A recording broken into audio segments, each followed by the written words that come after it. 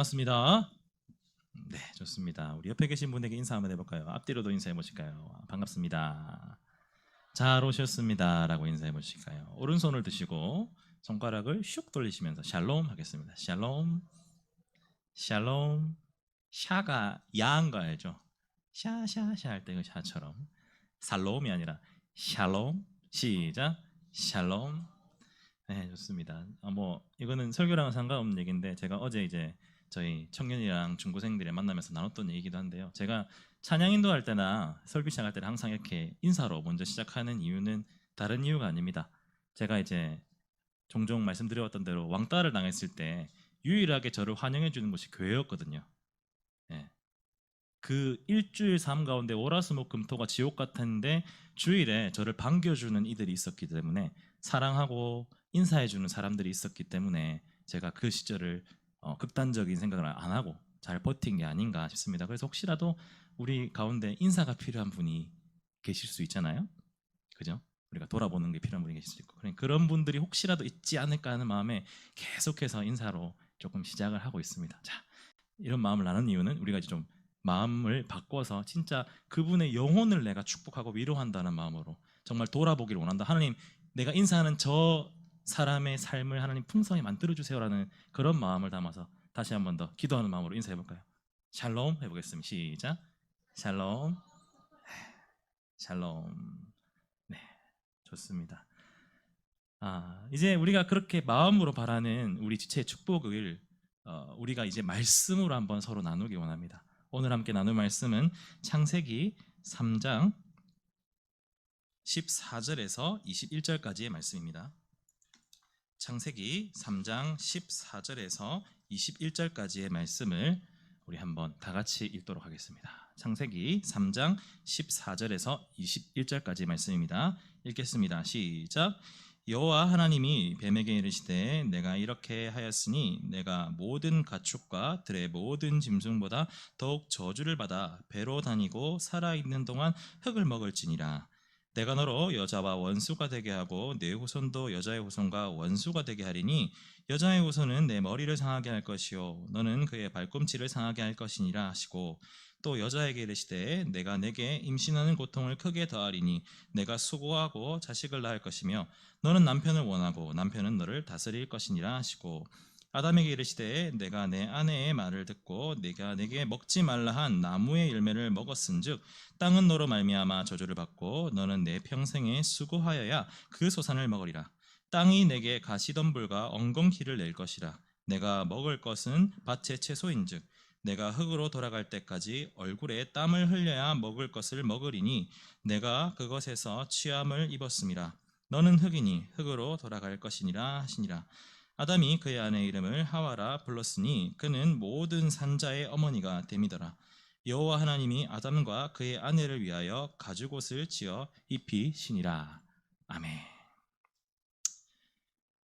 제가 해군일 때 정원사를 하기 전에는 배에 있었습니다. 배에 있으면서 제일 많이 한 작업은 페인트 칠입니다. 그럴 수밖에 없죠. 배 전체가 회색 페인트로 뒤덮여져 있으니까 페인트 칠할 곳이 얼마나 많겠습니까? 근데 페인트 칠할 때 항상 주의할 점이 많았거든요. 그 중에서 가장 중요한 것은 밀폐된 공간을 페인트 칠할 때는 항상 2인 1조로 가라 였습니다. 왜 그랬을까요? 맞습니다. 이 페인트를 칠할 때 이 밀폐된 공간에서 할 때는 페인트 냄새랑 페인트를 묽게 만드는 신나라는 물질이 있거든요. 그 냄새가 이제 계속 맡게 되면 이게 사람이 술에 취한 것처럼 몽롱하게 됩니다. 해롱해롱하게 되죠. 이 전문 용어로 째렸다고 하거든요. 전문 용어입니다. 째렸다고 하거든요. 이거를 페인트에 째렸다 하는데 이제 그 문제는 뭐냐면 죄송합니다. 어떻게 해야 되지? 취하면은 페인트에 취하면은 이게 해롱해롱한데 정작 당사자는 자기가 어떤 상태인지 몰라요. 그렇다 보니까 이게 사고로 이어질 수가 있는 겁니다. 그래서 항상 밀폐된 공간에서 페인트 칠할 때는 2인 1조로 번갈아 가면서 이제 서로의 상태를 좀 봐가면서 이렇게 안전하게 하라는 의미였죠. 저도 이제 밀폐된 공간에서 페인트 칠을 후임이랑 같이 하게 되었습니다. 제가 쉬는 타임이라서 이제 기관실을 해서 이제 위로 올라가는 문이었거든요. 그래서 저는 위에서 이제 공기를 좀 마시면서 쉬고 있고 후임이 밑에서 페인트 칠하고 있는데 갑자기 밑에서 후임이 이렇게 하는 거예요. 이렇게 하는 거예요. 그러다 갑자기 집어져서 아닌데 왜 그랬지 이런 거예요. 그래서 내가 얘가 째렸구나 해서 제가 이제 밑에 대고 불렀습니다. 야, 뭐 예를 들어 도건이면 도건아 괜찮아? 야 이제 올라와 쉬어 이렇게 했는데 밑에 후임이 이렇게 합니다. 괜찮아. 군대는 그렇게 하면 안 되거든요. 큰일 나거든요. 저랑 기수 차이가 6기수가 나면 이제 뭐라고 부르냐면 아버지라고 부르거든요. 이제 범접할 수 없는 위치. 근데 불문율이 있었습니다. 째린 애는 뭘 하든지 봐줘라. 제정신이 아니니까. 그래서 제가 한번 참았습니다. 야, 니 안 되겠는데 올라온나 일단 올라오고 쉬고 다시 하자 했는데 후임이 밑에서 이렇게 합니다. 괜찮아, 잘 될 거야. 제가 밑에 내려가서 끄집어서 올렸습니다. 그리고 맑은 공기를 딱 마시고 후임이 이제 어떻게 했는지 제가 얘기를 해줬죠. 후임이 전혀 기억이 안 납니다. 기억이 안 나는 건지 기억이 안 나는 척하는 건지 밝히지는 못했지만 어쨌든 제정신이 아니었습니다. 만약 계속 그렇게 그 상태로 후임이 있었다면 무슨 일이 일어날지도 모르겠죠. 이처럼 자신이 어떠한 상태에 있는지 항상 살펴보는 게 중요합니다. 다른 예로 들어서 만약에 병에 걸렸는데 자신이 병에 걸린 상태인 것을 모르면은 치료의 시기를 놓칠 수가 있겠죠. 그렇게 항상 우리는 우리의 상태가 어떠한 상태인지를 살펴봐야 됩니다. 그러니까 정기 검진도 하는 거 아니겠습니까? 그런데 여러분, 오늘 저희가 살펴볼 17, 18, 19문은요. 온 인류가 타락 이후에 처한 그 상태에 대해서 이야기하고 있습니다. 따라서 우리는 이 상태, 온 인류가 처한 이 상태에 대해서도 살펴볼 필요가 있는 것이죠. 뭐라고 얘기합니까? 17문을 띄워주시겠어요? 웨스트민스터 속일문답 17문입니다. 제가 묻고 여러분들이 답하겠습니다. 이 타락이 인류를 어떤 상태에 이르게 하였나요? 다시 한 번 더 묻겠습니다. 이 타락이 인류를 어떤 상태에 이르게 하였나요? 지난주 저희는 아담이 우리의 대표였고 그 대표가 저지른 죄악이 우리 인류 모두에게 끼쳤고 그로 인해서 우리 모든 인류가 뭐 했다고 배웠죠? 타락했다고 배웠습니다. 그리고 오늘 17문은 이어서 그 타락이 인류를 어떻게 만들었습니까? 이것을 물어보고 있는 거죠. 그에 대해서 17문은 이 타락이 온 인류를 두 가지 상태, 죄의 상태 그리고 비참의 상태로 만들었습니다 라고 대답하고 있습니다. 오늘 이 두 가지 상태에 대해서 알아볼 거예요. 죄의 상태 그리고 비참의 상태. 오늘도 지난주와 마찬가지로 이제 세 가지 문을 하는데 우리 조금 길 수도 있고 복잡할 수도 있지만 정신 바짝 차리고 따라와 주시기 바랍니다. 18문 한번 띄워주시겠어요? 죄송합니다. 제가 묻겠습니다. 사람이 타락한 상태에서 죄악됨이란 어떻게 이루어지나요?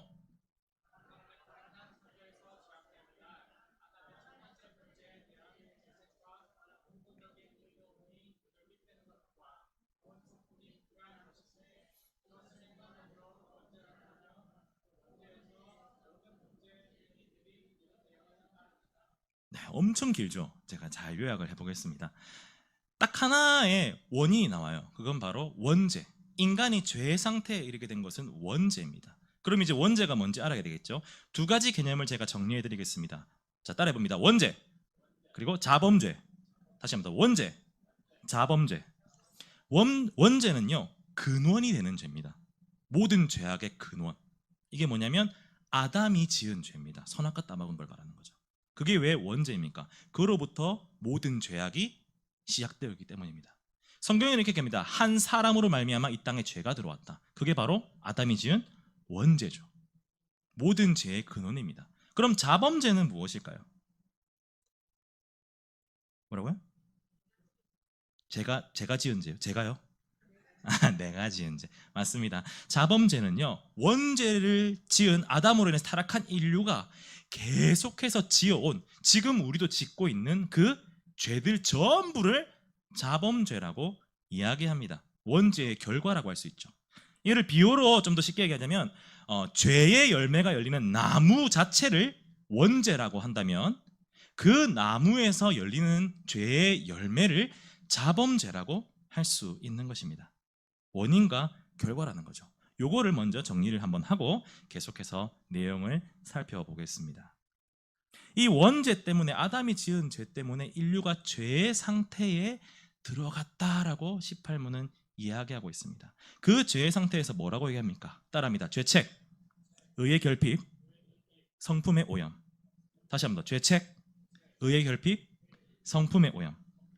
이 세 가지로 얘기합니다. 죄책이란 무엇입니까? 그것은 죄의 책임입니다. 인간에게 죄의 책임이 생겼다는 얘기예요. 여러분, 이게 그냥 단순하게 이렇게 문장으로 얘기하니까 별로 느낌이 없을 수 있는데 이게 얼마나 엄청난 일인지를 생각해 보셔야 됩니다. 인간은요, 하나님과 사랑의 교제를 이루는 특별한 존재로 창조되었어요. 하나님과 생명의 언약을 맺은 존재예요. 근데 이 인간에게 뭐가 생깁니까? 죄의 책임이 생깁니다. 하나님 앞에서 죄값을 치러야 하는 책임이 생긴 겁니다. 하나님 앞으로 나아갈 수가 없는 거죠. 나아가는 순간 그 죄의 책임을 져야 되니까요. 그러니까 아담이 어떡합니까? 숨어버리죠. 왜요? 죄의 책임이 생겨버렸으니까. 원죄로 인하여서 아담을 비롯한 그 모든 인류는 하나님 앞에 나아갈 수 없게 되어졌습니다. 죄의 책임이 생겨졌기 때문입니다. 그것이 우리의 죄의 상태입니다. 원인 유가차. 두 번째, 의의 결핍. 의의 결핍이라는 인간이 더 이상 의로워질 수 없다는 것을 의미합니다. 그 어떠한 노력을 해도 의로워질 수 없다는 겁니다. 우리 이제 도덕 시간, 윤리 시간에 이런 거 배웠죠. 맹자, 순자, 공자, 성선설, 성악설 이런 거 배웠잖아요. 성선설이 뭐죠? 태어나서부터 계속 인간은 선하다, 선하게 태어났다. 성악설은 인간은 태어날 때 악하게 태어났다. 이 성악설은 악하게 태어났기 때문에 인간은 후천적인 교육을 통해서 선해져야 한다. 이게 성악설이거든요. 근데 기독교는 이러한 성악설과도 다른 입장입니다. 인간은 그 원죄 때문에 태어날 때부터 이 악함을 가지고 태어났으나 교육을 통해서도 그것은 바뀌지 않는다입니다. 왜 그럴까요? 인간이 하나님의 형상을 잃어버렸기 때문입니다. 여러분, 의라는 것은요, 오직 하나님에게만 허락된 것입니다. 그런데 인간이 의로워질 수 있었던 이유는 딱 하나밖에 없습니다. 그 하나님을 닮은 하나님의 형상이 그 인간 안에 있었기 때문이죠. 하나님이 왜 하나님의 형상을 주셨나요? 우리가 배워왔잖아요. 이 하나님의 형상됨을 통해서 인간이 의로워지는 겁니다. 그리고 그것을 세상이 보고 하나님께 영광을 돌리게 하는 것, 그게 하나님의 계획이었어요. 근데 인간이 하나님의 형상을 잃어버렸죠. 이제 인간은 더 이상 의로워질 수 있는 방법이 없습니다. 살아가는 내내 인간은 악하고 악한 존재로 완전히 고정돼 버린 것입니다. 이것이 원죄로 인해서 인간이 처한 죄의 상태입니다. 마지막으로 성품의 오염. 성품이 오염됐다고 합니다. 원죄로 인해서. 그런 죄의 상태래요. 성품이 오염됐다는 건요, 인간의 전부 다 오염됐다는 거예요. 인간의 전인격이. 특별히 이걸 요약하면 따라합니다. 지, 정, 의. 지정의가 오염됐다는 거예요. 지는 지식이고요, 정은 감정이나 어떤 그런 것 총체를 말하는 것이고, 의는 의지라고 이해하는 것이 가장 쉬울 것입니다. 인간의 지정의가 오염됐다는 거예요. 이거를 잘 알고 싶으면 지금 이 시대에 살아가는 우리 사람들의 모습을 보면 됩니다. 인간은 지식이 오염됐습니다. 그렇기 때문에 사람들은 하나님에 대한 지식이 없죠. 하나님을 알지 못합니다. 하나님이 없다고 얘기를 합니다. 누구보다 하나님에 대해 잘 알고 있던 인류가 하나님이 없다고 얘기하는 거예요. 지식이 오염됐죠.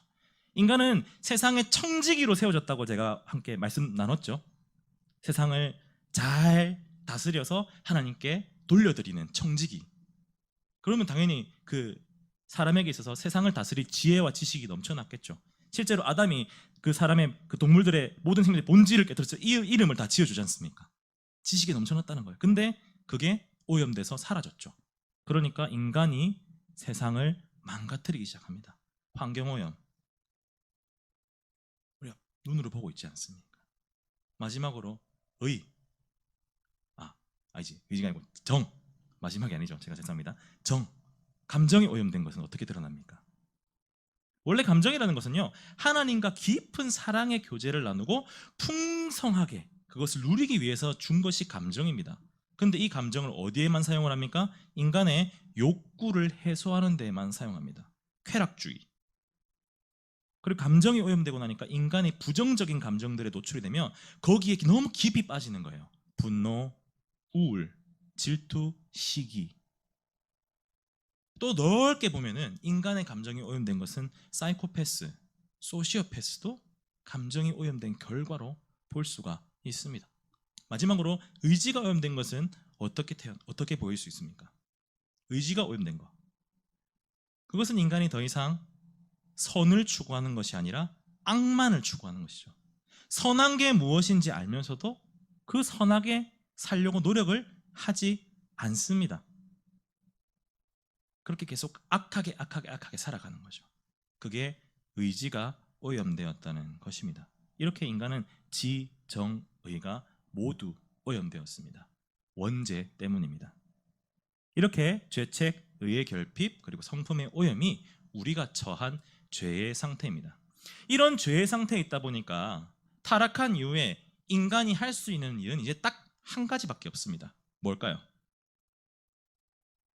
타락한 이후 인간이 할 수 있는 단 한 가지의 일, 제일 잘하는 거 따라합니다. 죄를 짓는 것. 다시 한번 따라합니다. 죄를 짓는 것. 여러분, 우리의 상태가 죄의 상태에 고정되어 있기 때문에 우리가 아무리 선한 일을 한다 하더라도 그 모든 것은 하나님이 보시기에 죄일 뿐입니다. 인간이 죄의 상태에 놓였다는 것은 그가 더 이상 죄 말고는 다른 것을 할 수 없다는 것입니다. 그가 하는 모든 일이 다 죄라는 거예요. 하는 일이 안 되는 거예요. 잘해보려고 해도 잘할 수가 없는 거예요. 다 죄니까. 어떤 초등학교 교장 선생님이 계셨는데요. 나이가 지긋이 오래 드신 분이었어요. 그런 분이다 보니까 이제 아침 조례할 때 뭔가를 쫙 보여주고 싶은, 어른됨으로서의 보여주고 싶은 멋진 모습을 보여주고 싶은 거예요. 그래서 명언을 막 찾습니다. 찾다가 앤디 워홀이라는 작가의 명언이 탁 눈에 들어왔어요. 앤디 워홀이 이렇게 얘기했습니다. 일단 유명해져라. 그러면 사람들이 네가 똥을 싸더라도 박수를 쳐줄 것이다. 실제로 있는 말입니다. 제가 지어낸 거 아니에요. 눈에 확 들어왔어요. 내가 우리 학생들한테 이걸 얘기해줘야 되겠다. 그 다음 주 아침이 되었습니다. 아침 조례할 때 나왔어요. 그래서 사랑하는 참전교회 초등학교 어린이 여러분, 이런 말이 있습니다. 하면서 딱 적었는데 유현 선생님 잘해보려고 명언을 찾았잖아요. 그리고 탁 적었는데 순간 헷갈린 거예요. 그래서 이런 말이 있습니다. 일단 똥을 싸라. 그러면 사람들이 박수를 쳐줄 것이다. 와, 난리가 난 거죠. 웅성웅성하고. 교장 선생님도 뭔가 잘못됐다는 걸 알았어요. 당황을 했어요. 그래서 당황을 해가지고 수습하려고 조용! 전체 차렷! 조용! 너 3학년 3반 너 뒤에 둘레 여섯 여덟 번째 너 나와. 너 손 들고 있어. 웃지 마. 자, 농담이었고 다시 이야기하겠습니다. 정리를 해서 더 잘해보려고 딱 정리를 하는데 이렇게 얘기합니다. 일단 똥을 싸라. 그리고 유명해지면 사람들이 박수를 쳐줄 것이다. 완전히 잘못된 거죠. 잘해보려고 했는데 더 엉망진창이 돼버린 거예요. 그때 이후로 교장 선생님은 이제 다시는 명언을 찾지 않았다고 합니다. 잘해보려고 준비하고 수정도 해봤는데 엉망진창이 돼버린 거예요. 여러분, 이러한 것이 지금 인간이 처한 죄의 상태입니다. 그 죄악이라는 그 상태이기 때문에 인간이 하는 모든 일은요, 단 하나도 빠짐없이 다 죄일 뿐입니다. 우리는 다 죄인입니다. 우리가 성숙하든지 미성숙하든지 그 아무 상관이 없습니다. 우리가 나이가 많든지 적든지 아무 상관이 없습니다. 돈이 많든지 적든지 아무 상관이 없습니다. 온 인류는 아담의 원죄로 인해서 죄의 상태에 빠져버렸기 때문에 전부가 다 죄인입니다. 이 사실을 우리가 인지하고 인식해야 합니다. 이것을 그렇다면 우리 삶 가운데 어떻게 적용을 할 수 있을까요? 이것을 우리 삶 가운데 적용을 한다면 우리는 단 한 가지 사실을 깨달을 수 있습니다. 그것은 그 누구도 함부로 다른 일을 정죄해서는 안 된다는 것이죠. 우리가 신앙생활을 하다 보면 성숙한 신앙을 보여주는 사람이 있는 반면 미성숙한 신앙을 보여주는 사람도 있기 마련입니다. 그러면 이 미성숙한 신앙을 가진 사람에게 튀어나오는 말들 중에 비수가 되어서 그의 마음을 확 헤집는 그런 말들이 나올 때가 있습니다. 소위 말해서 정죄하는 것이죠. 물론 그 마음에는 그가 좀 더 성숙한 신앙을 보여주기를 원하는 마음이 안에 가득할 것입니다. 하지만 우리는 기억해야 됩니다. 우리는 모두가 다 한 사람도 빠짐없이 성숙하든 미성숙하든 지금 그리스도를 닮아가는 과정 중에 있다는 것을, 그것에 정도가 있고 어떤 높낮이가 있는 것이 절대 아닙니다. 그냥 똑같은 과정 속에 들어와 있는 것입니다. 먼저 되고 나중 된 것이 없습니다. 그렇다면 우리는 그 미성숙한 신앙을 가진 사람을 볼 때 어떻게 해야 될까요? 그의 죄를, 그의 연약함을 나의 연약함으로, 나의 죄로 여기는 자세가 필요합니다. 나의 죄와 나의 연약함을 보고 내가 아버지께 눈물로 기도합니다. 주님, 내가 왜 이렇게 죄인인가요? 그리고 그러한 동일한 마음으로 다른 이의 모습을 봅니다. 그리고 그러한 동일한 애통하는 마음으로 주님, 저 사람이 그의 죄를 회개하고 성숙한 신앙으로 거듭날 수 있도록 도와주세요. 그를 위해서 눈물로 기도하는 것입니다. 이것이 진짜 우리 온 인류가 단 한 명도 빠짐없이 죄의 상태에 빠졌다는 것을 알게 된 사람, 그리스도인의 모습이 아니겠습니까? 그리고 그것이 우리 교회가 하나로 모인 이유입니다. 그렇게 우리는 모두가 다 한 발자국 한 발자국 같이 걸어가기 위해서 예수 그리스도께서 우리를 그의 보혈로 묶어주신 공동체입니다. 사랑하는 여러분, 이 사실을 기억하는 우리 되길 간절히 소원합니다. 아멘. 자, 다음으로 비참의 상태에 대해서 한번 알아보겠습니다. 우리 19문을 한번 보여주실까요? 제가 묻겠습니다. 사람이 타락한 상태에서 비참함이란 무엇인가요?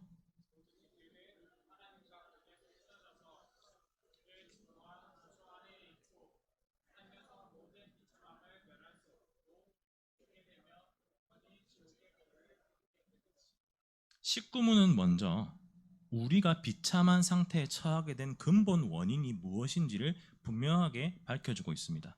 그것은 바로 하나님과의 교제에서 끊어진 것입니다. 그게 우리 비참의 삶의 원인입니다. 거듭 말씀드리지만 인간은 하나님께 공급받고 보호받고 보존받는 존재로 지어졌습니다. 그런데 그 관계가 끊겨버린 거예요. 그럼 어떻게 되겠습니까? 엉망진창이 되는 거예요. 제대로 살 수가 없는 거예요. 그렇게 된 인간의 비참한 상태에 대해서 19문은 첫 번째 이렇게 얘기합니다. 하나님의 진노와 저주 아래 있게 되었다. 여러분, 상상해 봅시다. 아담과 하와, 그들이 겪은 상황을 상상해 봅시다. 태어나자마자 하나님과 함께 있었어요. 하나님이 그들을 향해서 끊임없이 사랑을 고백했어요. 사랑의 눈길로 바라봤어요. 그런데 그들이 죄를 짓게 되는 그 순간 사랑을 속삭이던 그 하나님의 입에서 저주의 말이 튀어나옵니다. 오늘 저희가 함께 읽은 본문이 바로 그 부분이죠. 하나님이 인간을 저주하는 부분. 사랑으로 받아보던 그 하나님의 눈길 속에서 불타는, 다 불태워버릴 것 같은 그 진노가 느껴지는 겁니다. 그 이글거리는 진노의 눈빛으로 그들을 바라보는 것입니다. 아담과 하와의 마음이 어땠을까요? 저희 아내가 저를 정말 사랑하는 거, 말도 잘 안 나오네요. 저희 아내가 사랑해요. 저희 아내가 저를 정말 사랑합니다. 이건 말해서 느껴져요. 지금 하면 오빠 이리 와봐, 오빠 너무 사랑은 느껴지네. 근데 저희 아내의 목소리에서 사랑이 안 느껴지는 경우가 있습니다. 제가 제일 무서워할 때인데요. 그때가 언제인 줄 아십니까? 저희 아내가 제 이름을 성까지 다 붙여서 부를 때 정말 무섭습니다. 정영진, 소름이 돋아요. 막. 또는 이제 오빠가 오빠야 딱딱딱 끊어서 음질을 끊어서 부를 때 사랑의 음성이 아닌 거예요. 그 사랑의 음성으로 이야기하던 그 입술에서 정영진 튀어나오는 순간 제 마음 깊은 곳에 비참함이 일어납니다. 내가 또 뭘 잘못했을까? 내가 뭘 또 훔치고 다녔을까? 불을 안 껐나? 내가 또 뭘 훔쳤나? 흘렸나? 오만 생각이 드는 거예요. 막 무서워 죽겠어요. 이렇게 얘기하면 또 저희 아내가 저를 상당히 억압하는 것 같은데 그런 거 아닙니다. 제가 조금 과장해서 이야기했다는 거 아십시오. 사랑해요. 여러분, 부부관계 사이에서도 사랑하는 그 사람의 음성이 조금 변한 것도 마음에 큰 시험이 들게 하는데 하나님의 음성과 시선 속에서 완전히 바뀐 시선이 음성이 느껴진다면 아담과 하와의 마음은 어땠을까요? 비참하고 슬프고 그냥 세상 모든 걸 잃어버린 마음이었을 것입니다. 그런데 여러분, 이 아담이 우리의 대표이기 때문에 지난주에 배웠잖아요. 그 비참함은 그에게서 끝나는 것이 아니라 우리 온 인류에게까지 이어집니다. 하나님이 온 인류를 향한 그 말 속에도 그 저주가 계속해서 이어지는 거예요. 그리고 온 인류를 향해 보는 시선이 진노의 시선으로 이어지는 거예요. 얼마나 비참합니까? 온 인류는 그렇게 비참한 상황에 처해졌습니다. 여기서 끝이 아니죠. 19문은 또 뭐라고 얘기합니까? 살면서 그 상태를 절대 벗어날 수가 없다라고 얘기합니다. 이것은 부자이든 가난하든 강하든 약하든 방금 태어난 어린 아이든 아니면 이제 곧 죽음을 맞이할 임종을 맞이할 늙은 노인이든 아무 상관이 없습니다. 노인이 된다고 그것이 점점 가벼워지는 것이 아닙니다. 어린아이라고 그것이 아주 조금만 있는 것도 아닙니다. 모두가 다 똑같이 그 비참의 무게를 평생 동안 살아 숨쉬는 그 모든 날에 감당해야 한다는 것입니다. 얼마나 비참합니까? 근데 더 비참한 게 무엇인지 아십니까? 그렇게 살다가 죽으면 끝이 아니라는 거죠. 19은 뭐라고 얘기합니까? 그 이후에 뭐가 있습니까? 죽음과 영원한 지옥의 형벌이 있다. 그렇게 살다가 끝나면 다 끝나는 줄 알았는데 끝이 아니랍니다. 계속해서 그 비참은 영원히 이어진다고 합니다. 여러분, 인간이 이런 비참한 상태에 처했다고 합니다. 얼마나 비참합니까? 이런 인간의 삶을 누가 비참하지 않다고 얘기할 수 있을까요? 그런데 더 비참한 사실이 있습니다. 뭔지 아십니까? 그것은 이러한 상태, 이런 죄의 상태와 비참의 상태에 처하게 된 인류가 자신이 그런 상태에 있다는 것을 모른다는 겁니다. 인식을 못한다는 거예요. 혹시 모릅니다. 지금 자신도 한번 돌아보십시오. 모른다는 거예요. 만약에 우리가 우리 지인에게 너의 삶은 참 그냥 죄고 비참한 상황이야 라고 얘기하면 무슨 말을 들을까요? 절대 좋은 말은 안 듣겠죠. 주먹이 먼저 나갈 수도 있습니다. 예를 들어서 제가 빌 게이츠 아시죠?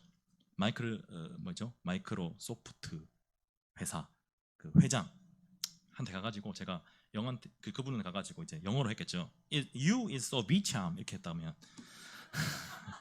죄송합니다. 제가 비참이란 단어를 몰라가지고 You are so 비참 이렇게 했다면 당신 참 비참하네요 이렇게 얘기했다면 그걸 모습을 보면 사람들이 저를 어떻게 할까요? 비웃겠죠. 빌 게이츠랑 저의 삶을 비교하면 누가 더 비참한가요? 그 말은 저란 얘기인가요? 그 웃음은 아니 뭐그 따질 웃겠지만 일단 그는 절대 비참하지 않을 것 같아요. 부자잖아요. 세계적인 부자. 하는 일마다 그냥 빵빵빵빵 큰 이슈가 되고 영향력이 있는 사람. 그런데 여러분 사람들이 그렇게 여긴다 할지라도 스스로 그렇게 생각한다 할지라도 팩트는 무엇입니까? 비참하다는 거예요. 앞서 말씀드린 그 죄의 상태와 비참의 상태가 온 인류에게 있다는 것입니다. 근데 그걸 모르죠. 그러니까 사람은 어떻게 삽니까? 무엇인가를 이루기 위해서 목적을 세우죠. 신념을 세웁니다. 열심히 삽니다. 또 어떤 사람들은 그냥 한 번 왔다 가는 인생 그냥 막 살자 해서 인생을 허비합니다. 욜로. 그런데 열심히 산 사람이든 그냥 인생을 막 산 사람이든 자신의 삶의 끝에서 알게 되는 것은 무엇입니까? 그 자신이 살면서도 그리고 죽음 이후에도 영원한 지옥 형벌을 받을 수밖에 없는 비참한 사람이라는 거. 그걸 그제서야 알게 되는 것입니다. 모르다가요. 이 무지함이 얼마나 비참합니까? 인간이 그렇게 비참한 상태에 처해 있다고 외민 19문은 우리에게 말해주고 있습니다.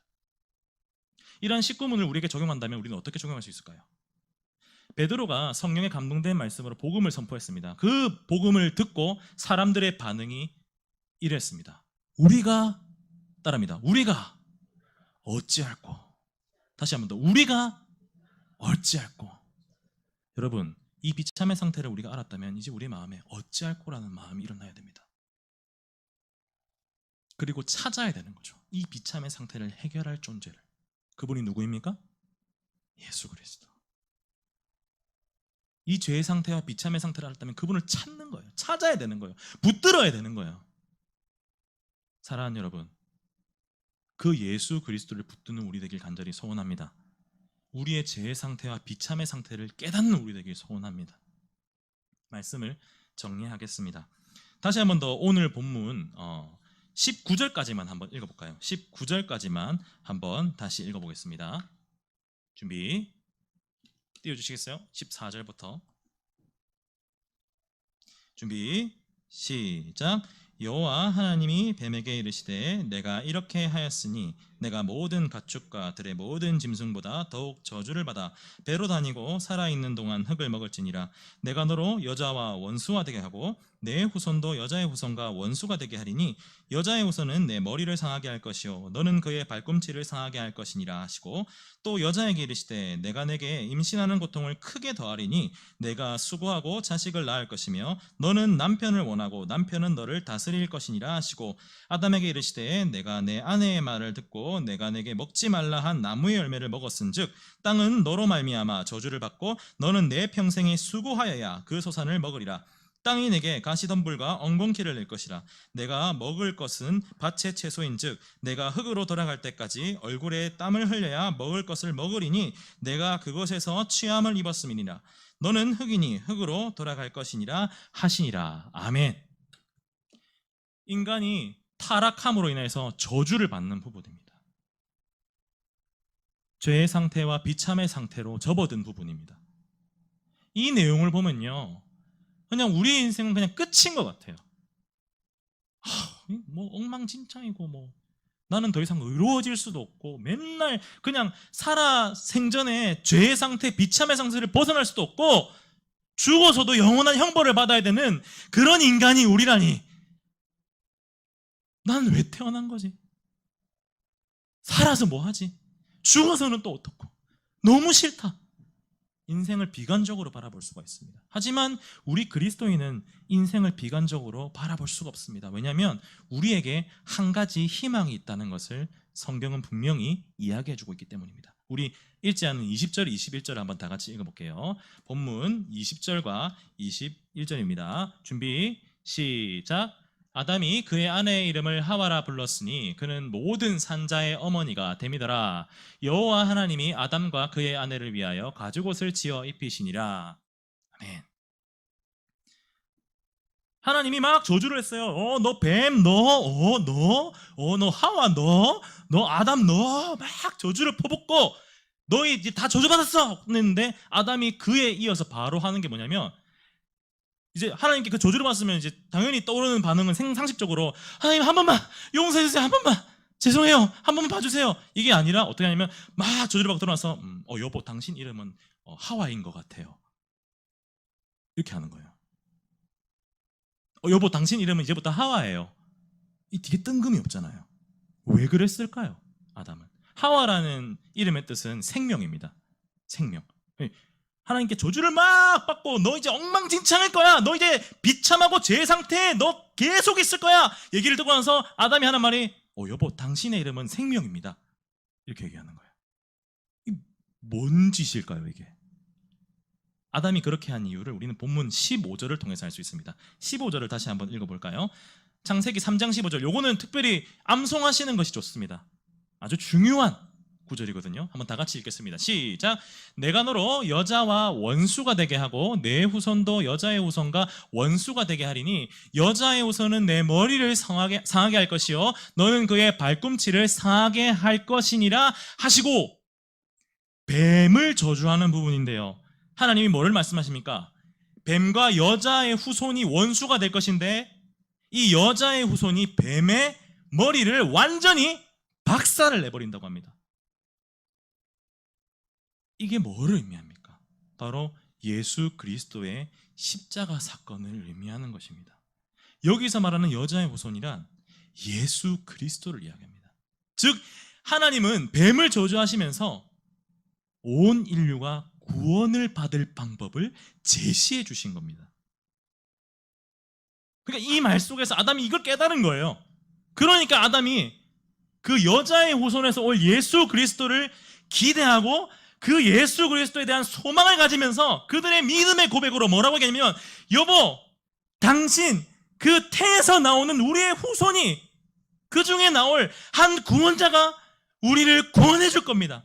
생명을 줄 겁니다. 그러니 당신의 이름은 생명일 수밖에 없습니다. 우리가 이 죄와 비참의 상태에 처했지만 우리에겐 소망이 있습니다. 그러니 당신의 이름은 생명입니다. 아담이 지금 그렇게 하고 있는 거예요. 사랑하는 여러분, 우리는 오늘 17문에서 19문을 통해서 온 인류가 처한 죄의 상태와 비참의 상태에 대해서 배웠습니다. 온 인류 한 명도 빠짐없이 다 그런 상태에 처했어요. 우리도 그러했습니다. 그런데 그런 우리에게 한 소망 되신 분이 찾아오시죠. 그분이 누구입니까? 예수 그리스도. 믿으십니까? 이 복음을 믿으십니까? 그렇다면 우리가 이 복음을 얼마나 감사히 여겨야 하겠습니까? 얼마나 이 복음을 소중히 대해야 하겠습니까?